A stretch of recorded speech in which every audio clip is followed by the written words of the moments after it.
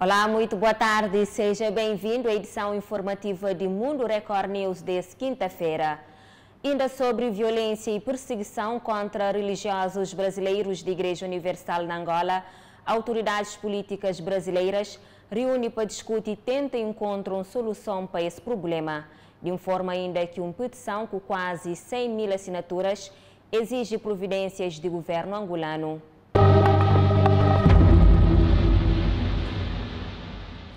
O presidente da Comissão de Relações Exteriores do Senado, Nelsinho Trade, esteve pessoalmente no Palácio do Itamaraty para discutir com o chanceler Ernesto Araújo a ação de dissidentes angolanos que, há um mês, invadem templos da Igreja Universal do Reino de Deus no país africano e usam de violência para perseguir e até expulsar religiosos brasileiros de suas casas.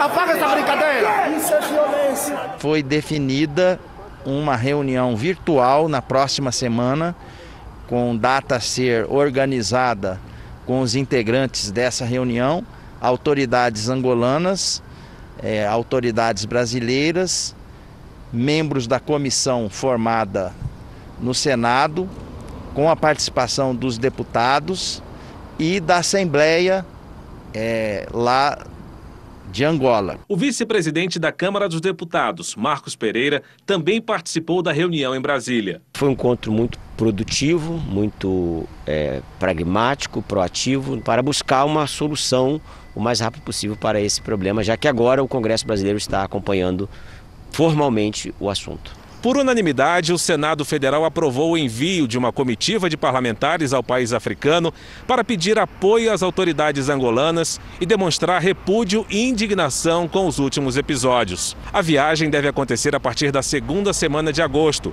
já que as fronteiras estão fechadas por conta da pandemia. Enquanto isso, autoridades brasileiras e angolanas vão fazer reuniões virtuais. O embaixador de Angola no Brasil, Florencio Mariano da Conceição e Almeida, esteve no Senado hoje, mas não falou com a imprensa sobre o assunto. Depois das manifestações de autoridades dos 3 poderes da República, agora foi a vez da União Nacional das Igrejas e Pastores Evangélicos, com mais de 50 mil representantes, cobrar providências das autoridades angolanas. Um abaixo-assinado online lançado pela entidade já reúne quase 100 mil assinaturas. O documento é intitulado Repúdio à Violência contra a Ordem Constitucional e a Liberdade Religiosa em Angola. O texto diz que os recentes acontecimentos de manifesta violência à ordem constitucional assombraram a Unigrejas. E como representante ativa de milhares de ministros evangélicos no Brasil, a entidade vem manifestar o seu repúdio frente à omissão das autoridades angolanas. O movimento violento, formado por ex-integrantes angolanos da instituição que foram afastados por comportamento imoral ou atos criminosos, também tramou um golpe financeiro. Eles apresentaram uma ata falsificada para tentar provar que são os representantes legais das contas da Igreja Universal. A manobra criminosa fez com que 2 bancos do país africano, o Sol e o Banco BIC, tomassem uma medida irresponsável, bloqueassem as contas bancárias, impedindo o pagamento de funcionários e despesas da instituição brasileira. O que, segundo as leis angolanas, só poderia acontecer com uma ordem judicial. Nós estamos indignados, preocupados com o avanço, cada dia eles avançam mais, no sentido de perseguir. É uma perseguição religiosa. O governo americano determina que o consulado de China na Texas fosse fechado e pouco tempo depois bombeiros foi chamado para verificar um aviso de incêndio no local. De acordo com testemunhas, pessoas não identificadas foram vistas queimando papéis no pátio do consulado chinês. Em seguida, apagaram as chamas. Os bombeiros não entraram no local porque não tiveram permissão da China. Os Estados Unidos determinaram o fechamento do consulado sob a alegação de proteger a propriedade intelectual americana e as informações privadas dos cidadãos. A decisão foi tomada após denúncias de que hackers chineses teriam tentado roubar dados sobre pesquisas de vacinas contra a Covid-19. A China nega e promete retaliação. Já na França, moradores da cidade de Grenoble salvam 2 crianças de um prédio em chamas. É possível ver o fogo e a fumaça no terceiro andar do prédio. E o menino de 10 anos soltar o irmão caçula de 3 anos, que é apanhado por um grupo de moradores. Logo em seguida, o mais velho se joga e também é amparado pelo grupo. Os dois não sofreram ferimentos, mas ficaram em observação por inalarem fumaça. 2 pessoas tiveram o braço quebrado ao amortecer as quedas.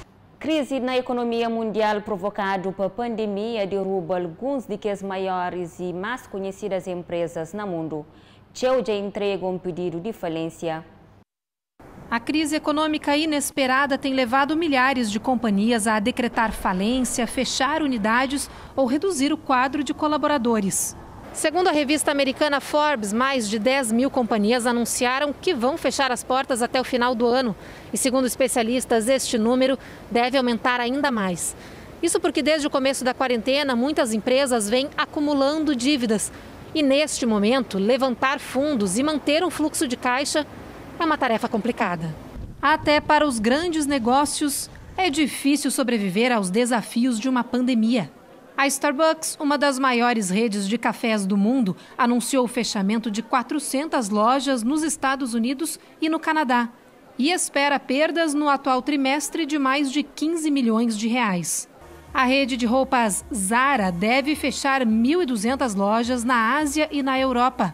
A Inditex, dona da marca, disse que as vendas caíram 44% entre fevereiro e abril, um prejuízo de mais de 2 bilhões de reais. Outra marca famosa, a Victoria's Secret, vai encerrar 250 lojas.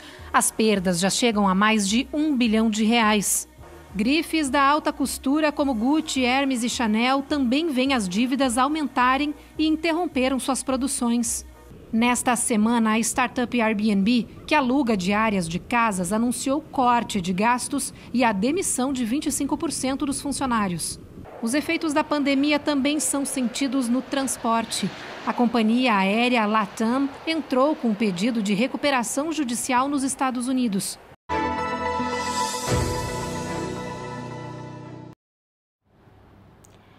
Diretor de Serviço de Prevenção e Controle de Doenças alerta pessoas que teve contato com casos positivos de Covid-19 e foi submetido a testes, mas escapou de trabalho enquanto tiver resultado de exames. Uma outra preocupação tem que ver com indivíduos que acusa positivo, mas que castata cumpre isolamento domiciliar. Representante do Ministério de Saúde faz uma chamada de atenção. Já sabemos que quando as pessoas fazem o teste para fins de investigação, essas pessoas devem ficar em quarentena a aguardar o resultado. Portanto, se continuaram a trabalhar, isto não foi uma atitude prudente. Deveriam ter continuado em quarentena. Portanto, com certeza receberam a orientação de que deveriam ficar em quarentena. Portanto, não se percebe porque é que continuaram a fazer a sua atividade laboral. As autoridades já indicam a essas pessoas, e nós temos estado a fazer referência em todas essas conferências de imprensa, de que uma vez que a pessoa é submetida a um exame e que um resultado é positivo ou que tem um contacto com um caso positivo, essa pessoa deve se resguardar até haver um resultado do seu teste para esclarecer a sua situação. Nós já tínhamos referido aqui que as pessoas que ficam em isolamento domiciliar vai depender também muito da consciência dessas pessoas, não é? Elas devem cumprir rigorosamente as medidas, as orientações, as recomendações que as autoridades sanitárias passam, não é? Para precisamente reduzir o risco de propagação. A pessoa não pode estar em isolamento domiciliar, estar a sair para ir pagar contas ou para ir fazer compras, não pode ser assim. Se ela está em isolamento domiciliar, ela tem que continuar dentro de casa. Mesmo, por exemplo, aquelas pessoas que moram em apartamentos, em prédios, não podem descer a escada do prédio porque têm que ficar dentro do seu apartamento. Portanto, são recomendações que as autoridades sanitárias dão e que as pessoas têm que cumprir. Novos casos positivos de Covid-19 na Moçambique resulta de 818 casos suspeitos e o país tem acumulado 1.557 casos positivos, dos quais 1.401 de transmissão local e 156 casos importados. Os casos esta quarta-feira reportados pelas autoridades sanitárias são todos de transmissão local e incluem 19 indivíduos de nacionalidade moçambicana e 2 indivíduos de nacionalidade indiana. Todos os novos casos encontram-se em isolamento domiciliar e, neste momento, de acordo com o Ministério da Saúde, decorre o processo de mapeamento dos seus contactos. Os novos casos obedecem à seguinte distribuição geográfica: 10 na província de Nampula, Manica 2, Sofala 2, Gaza 4, Maputo 3 casos. Mais 17 pessoas são dadas como totalmente recuperadas. Assim, Moçambique conta atualmente com 523 pessoas recuperadas da Covid-19 e 11 óbitos devido à Covid-19. Ainda na Moçambique, província de Zambésia, ganha um laboratório de biologia molecular, investimento de fundo de governo e parceiros, também realiza testes de coronavírus. A instalação do Laboratório de Biologia Molecular aqui no Hospital Geral de Climane visa essencialmente reforçar aquilo que é a capacidade de recolha de testes que eram feitos anteriormente no Laboratório Clínico daqui do Hospital Geral de Climane. No entanto, para os casos da pandemia da Covid-19, foram antes capacitados alguns técnicos aqui do Hospital Geral de Climane com vista a fazer face às testagens para a Covid-19. O nosso laboratório, localizado no Hospital Geral, já desde o dia 18 já faz testagem para a Covid-19. Estamos a fazer uma média de 24 amostras, tanto em 8 horas, e temos uma capacidade de fazer cerca de 100 amostras por dia. Dizer que esta atividade, tanto de testagem ao nível do laboratório, está inclusa também, continuamos a fazer aquilo que é o envio, portanto, de amostras ao Instituto Nacional de Saúde. Nós temos um critério daquilo que são as amostras que devem ser, portanto, testadas ao nível do nosso laboratório aqui do Hospital Geral. O chefe do Departamento de Saúde dos Serviços Provinciais de Assuntos Sociais, Isaías Marcos, avançou em Climane depois da realização do Comitê Operativo de Emergência, que neste momento estão em curso. Várias ações estão a flexibilizar o encaminhamento de amostras para que em menos tempo os cidadãos possam ter os resultados. Numa primeira fase é exatamente por causa da questão dos reagentes. Estamos a priorizar aqueles que são os doentes mais graves. Estamos a referir dos doentes internados, aqueles que vêm, portanto, com um quadro respiratório. Estes fazemos a testagem de modo a termos os resultados o mais rápido possível. Então, por cada demanda, nós sabemos que a colheita é ao nível da província, então as outras amostras continuamos ainda a enviar ao nível do Laboratório Central. Ao nível da província de Zambésia, já foram colheitas amostras em mais de 2.000 cidadãos, dos quais mais de 30 acusaram positivos e mais 11 foram considerados como estando totalmente recuperados. Ainda sobre essa pandemia, nas prisões brasileiras, cerca de 14.000 reclusos foi contaminado por coronavírus. Na Rio Grande do Sul, Justiça interdita uma cadeia onde há transmissão de vírus e falta de espaço para isolar doentes. 3 presos testaram positivo para a Covid-19 e outros 10 apresentaram sintomas da doença na cadeia pública de Porto Alegre. Por isso, estão proibidas as movimentações internas entre galerias e novos detentos no local durante 15 dias. A nossa preocupação grande é como a gente não tem local para isolamento de todas as pessoas que precisem desse isolamento, vai ser uma contaminação em massa. E quando nós falamos de contaminação em massa dentro do central, é em torno de 4.000 presos. Segundo o Conselho Nacional de Justiça, são 150 mortes e quase 14.000 casos confirmados de Covid no sistema prisional brasileiro. Para evitar contaminações em massa por causa da pandemia, entre março e maio, 35.000 detentos foram colocados em prisão domiciliar ou saíram com monitoramento eletrônico. Entre os beneficiados está Fábio Roberto Souza Nunes, um dos principais traficantes do Rio Grande do Sul. Ele foi colocado em prisão domiciliar, mesmo condenado até 2055, por ser considerado grupo de risco da Covid-19. Em março, outro criminoso na mesma situação rompeu a tornozeleira eletrônica depois de sair da prisão.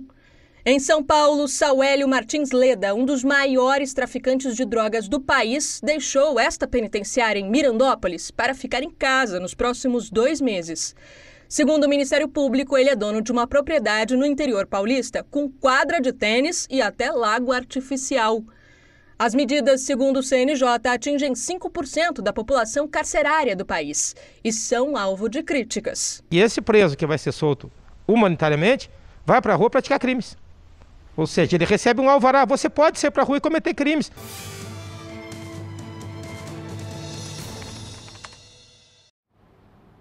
Agora, no Taboi para a revista de imprensa com outros manchetes que se marca a atualidade.